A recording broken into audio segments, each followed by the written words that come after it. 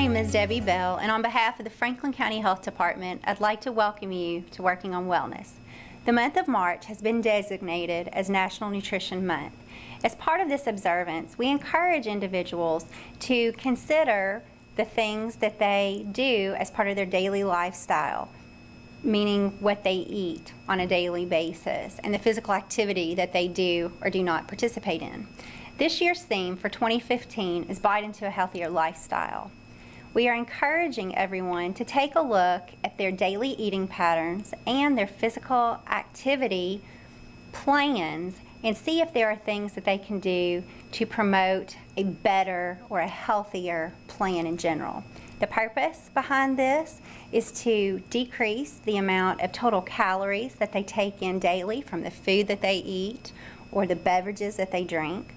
We also want to decrease the risk of chronic disease development and prolong quality of life associated with a healthier lifestyle. Today, we are out in the community again, and we are visiting the Franklin County Health Department. We thought it'd be a great idea to showcase or to tell you a little bit about some of the nutrition-related programs that are offered here within your community.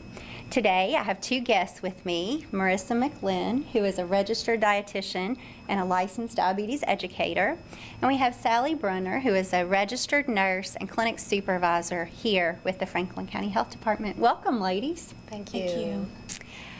Marissa, we're going to start with you, and we're going to talk about a service that has been offered here with the health department for several years, and we refer to it as medical nutrition therapy. Mm-hmm. So can you tell us a little bit about what medical nutrition therapy is?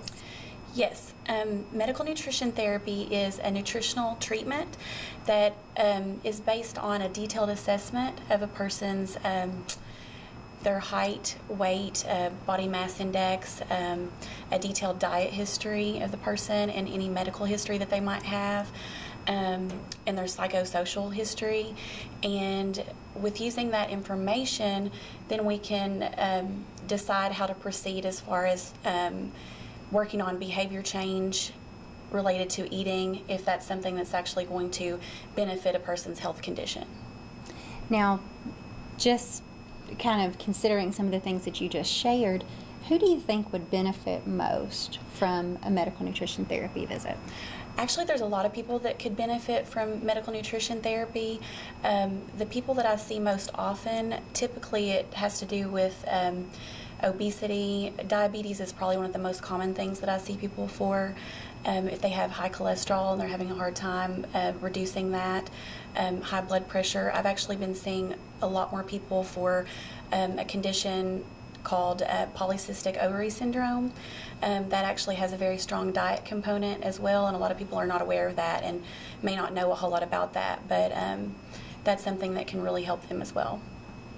Now, I'm certain that you probably never get this question, but you know, everyone is wondering, you know, what does my insurance cover, and you know, is this a service that can be billed towards my insurance? Is medical nutrition therapy something that would be covered by most insurance plans? That's a very good question. It should be covered more than it is, let's put it that way. We've definitely discovered that over the years. Yes. I can tell you a few of the things that I do know, and the rest is probably going to need to be a situation where someone would probably want to call their insurance just to make sure. But for instance, Medicaid does cover some of the services. Medicare covers for at least 2 visits per year for anyone who has been diagnosed with diabetes or kidney disease. And some of the other insurance companies, it changes all the time, so that's why it's very difficult for us to have a detailed answer for you as far as what they cover. So that's why I would just have to refer everyone to call and contact their insurance representative and see what their specific requirements are. And many times, especially for Medicaid and Medicare, many times it requires a referral. Okay. And some of the insurance companies also, but I don't have that information at hand. Now, if someone were to go through those steps and they call their insurance company, which is very easy, many of them have the 800 numbers, you know, on the back of their cards and so forth. Mm-hmm. But if they found that medical nutrition therapy was not covered by their insurance carrier, can they still make an appointment for that? Do we take individuals that, that would be possibly out-of-pocket pay, if you will? Yes, we do. Just to let you know what the fee typically is, it's somewhere around approximately $130 for a 1-hour service. However, at the health department, we do a sliding fee scale based on income. So there are some people that once we check their income and number of people in the household, we find that some people don't have to pay anything, and then some people will just have to pay a certain percentage of that. Regardless of whether there's a charge on there or not, it's not something that someone would have to bring that payment immediately to the visit. We would actually bill for that, and they could pay in different increments if they want to. It's very convenient. Yes, exactly. Now, is there a process for making an appointment for medical nutrition therapy? Definitely. I usually do the appointments on Wednesdays, and the individual person can call the health department or their doctor's office can call and make an appointment for them. And just the local health department clinic, it's 502-564-7647, and you can just tell the person that answers the phone what you're calling for, and they'll just put the appointment in my schedule book. That's wonderful. Now, with the medical nutrition therapy appointments, you did say, there were several things that are discussed during that appointment. What does the typical visit look like? How long can they expect to be here? Registration and everything combined? I would say with registration and everything, I would say that they would probably need to at least account for about an hour and a half. Usually the visit with me is around an hour, but sometimes it can actually run over a little bit.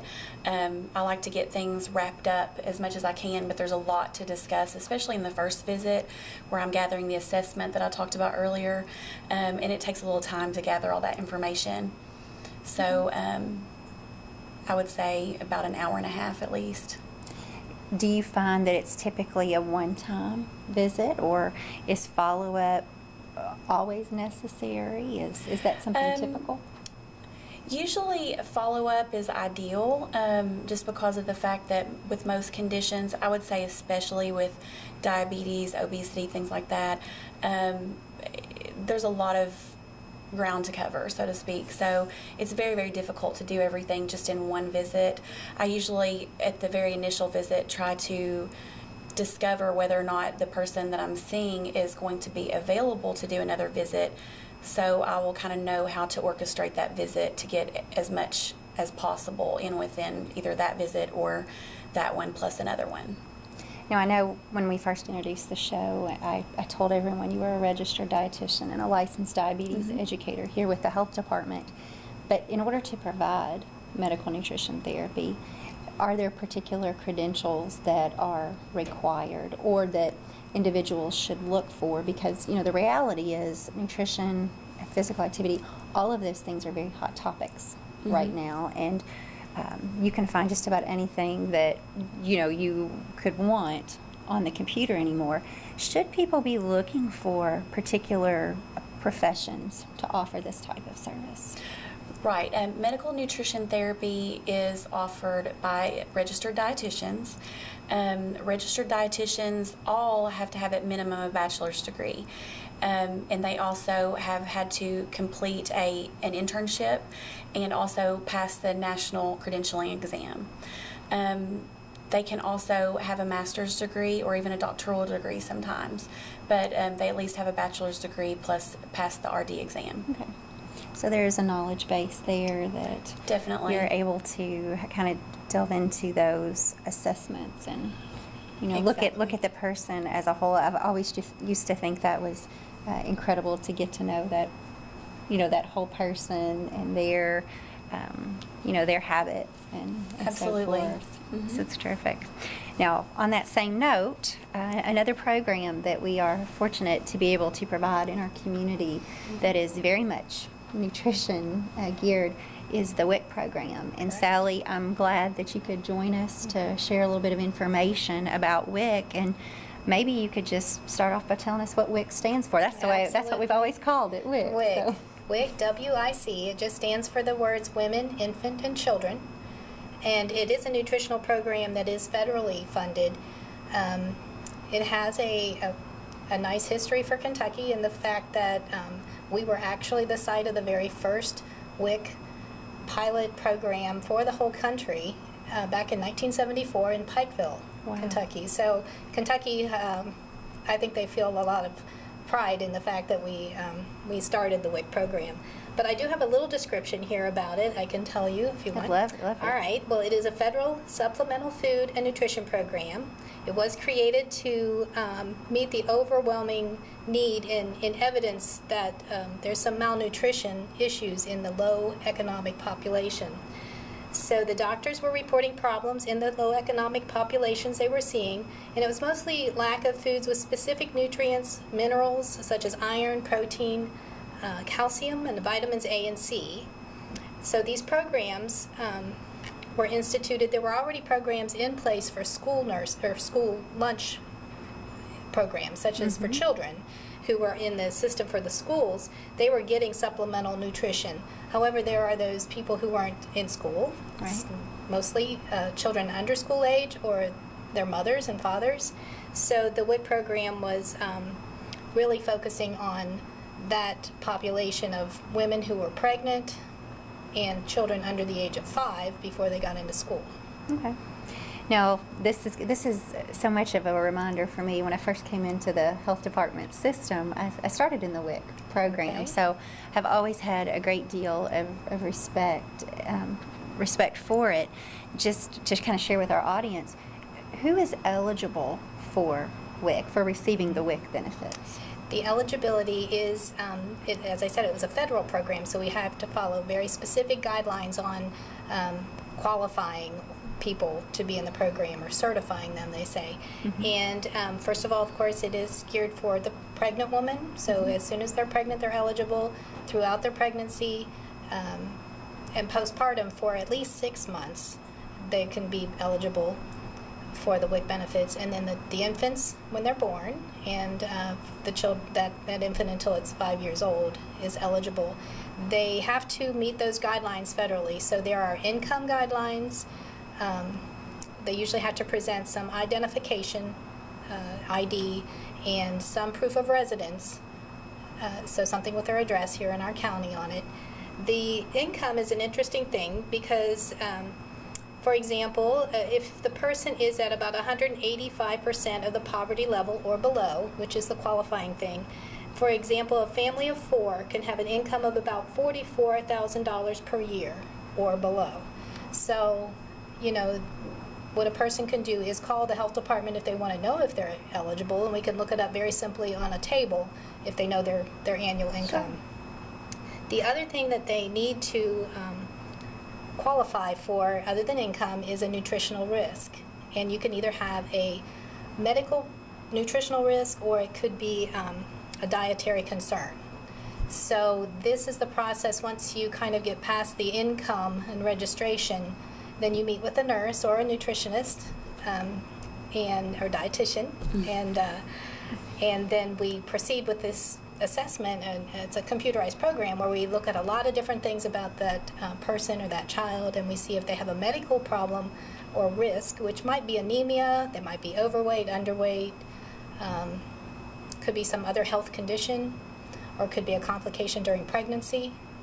Or there could also be dietary concerns, which would be, what if the mother didn't really know how to properly prepare their formula? Or if they were relying on heavily fried foods, in their diet, or feeding their children, cookies and cakes and sweets too much. It's just a conversation on these are things that could be improved in your diet. So it's basically a risk factor if you're not eating a healthy diet. Sure.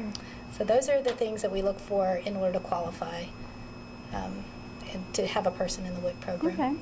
Now, if someone was receiving food stamp benefits, would they still be eligible to qualify for WIC? Because seeing that they are both nutrition or food related True. benefits. Yes, they really probably do qualify for both.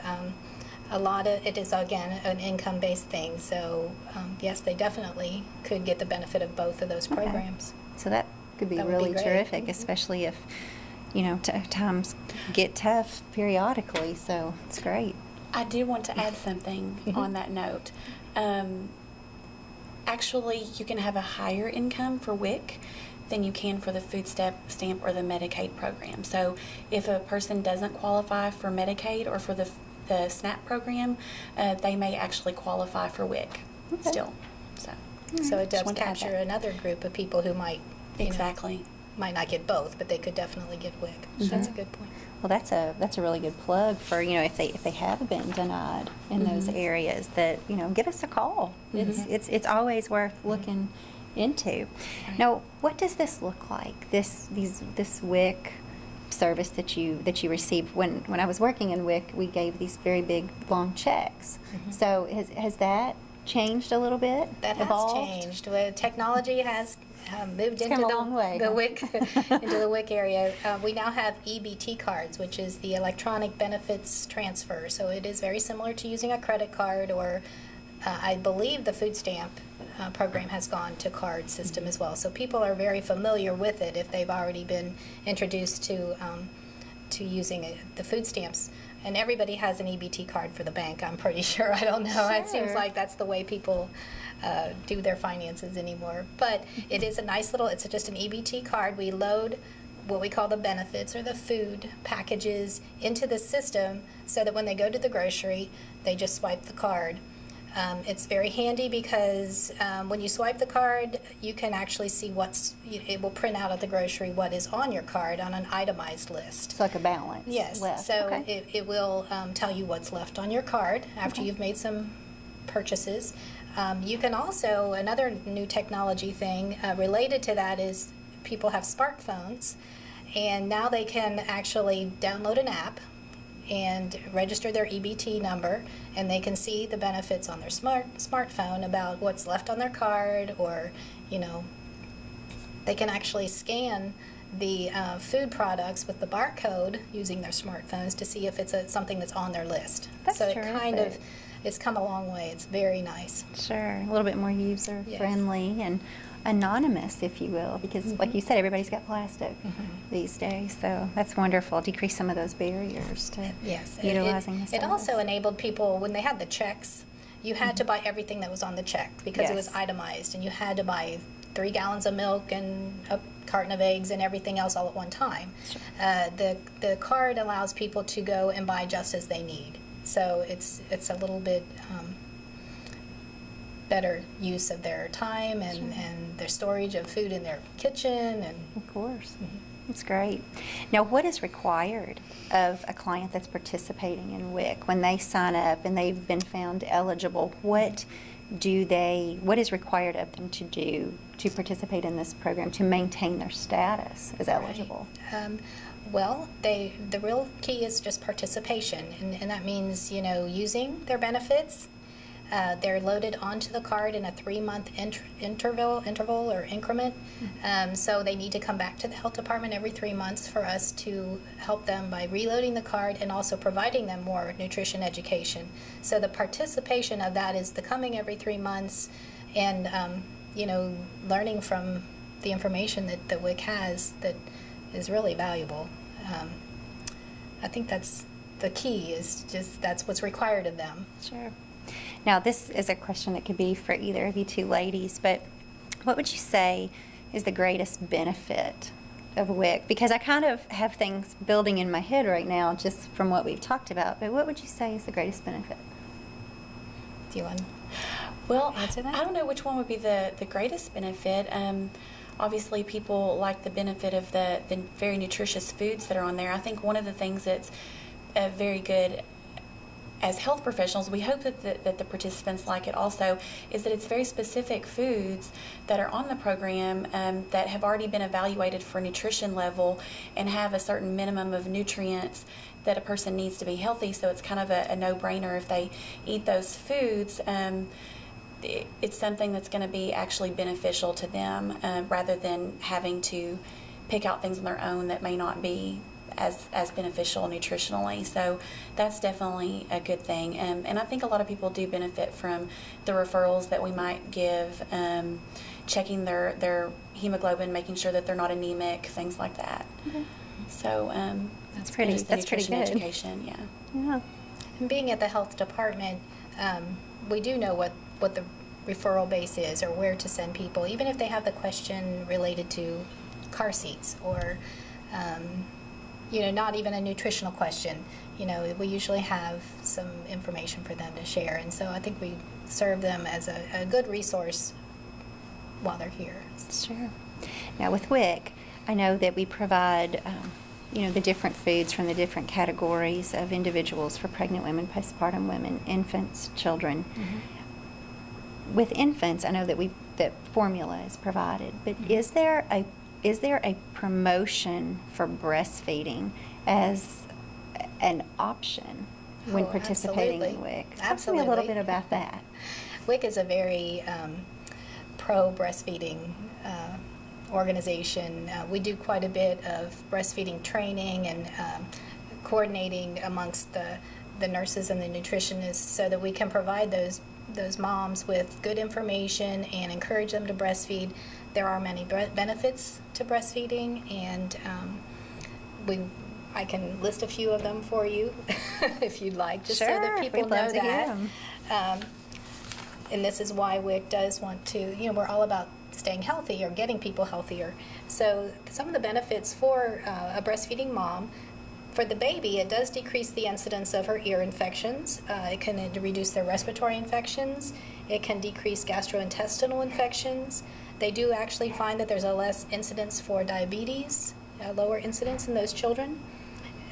Decreases the incidence of childhood leukemia, decreases the incidence of sudden infant death syndrome, of course decreases obesity problems.